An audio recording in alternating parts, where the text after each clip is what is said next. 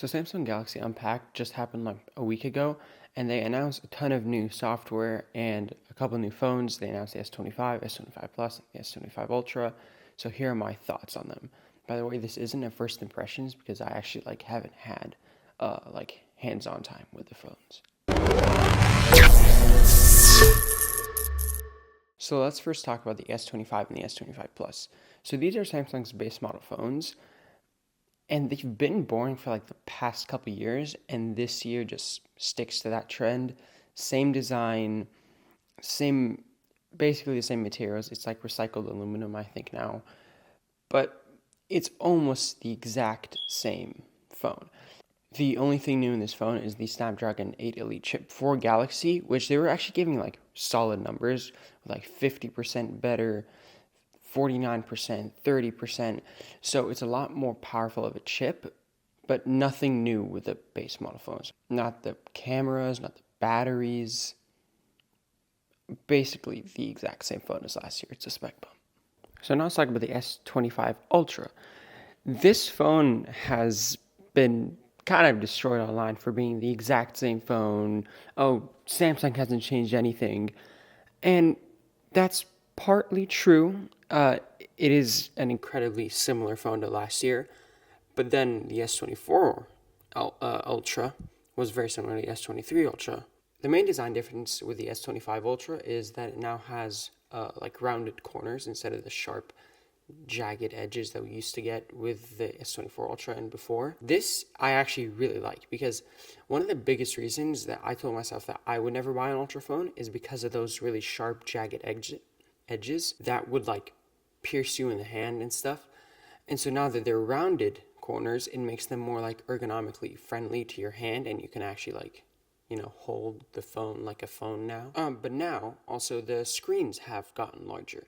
So the actual phone itself hasn't. It's just the bezels got thinner. So now instead of being a 6.8-inch display, it is a 6.9-inch. Also, those bezels are almost non-existent. So maybe by the S26 they'll be even bezel-less.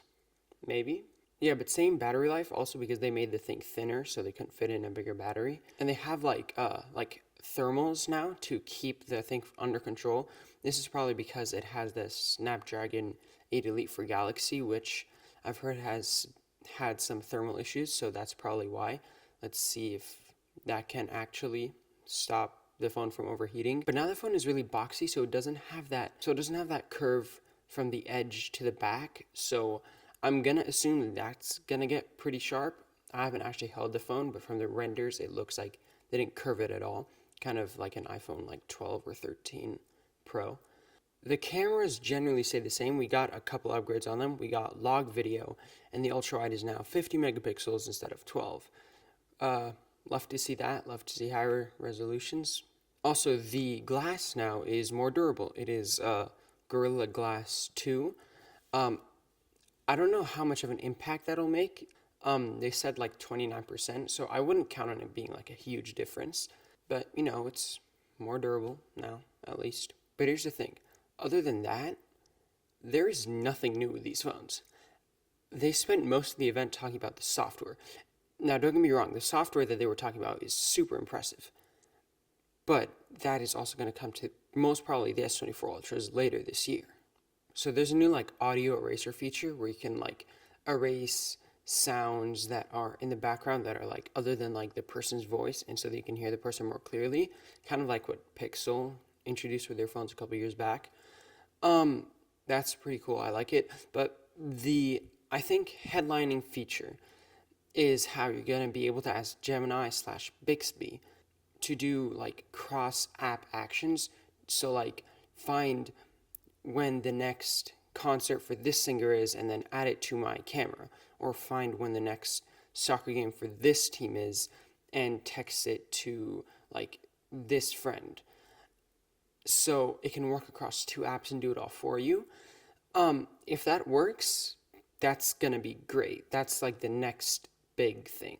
But also if it doesn't work, I saw some videos where it was doing dates in the past, and that's kind of what I'm afraid of, is it's gonna have its fumbles, and I'm counting on it actually having its fumbles and not working great. So I think that this feature they introduced it now, but for it to be fully usable and for you to take like full control of it, I think that that's still a couple years off, maybe like 2027. So here's the thing.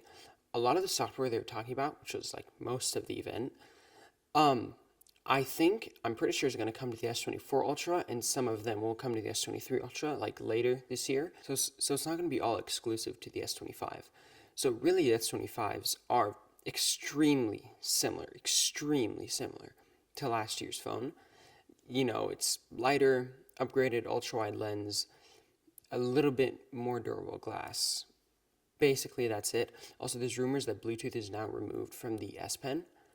I don't know if those rumors are true. But if they are, I don't know why Samsung would remove that. I mean, I get that most people don't use the S Pen, but like, why still remove a feature? But yeah, just overall, the phones that they unveiled, not super interesting. I'm curious about what the S25 Edge is because they just showed that at the end of the event.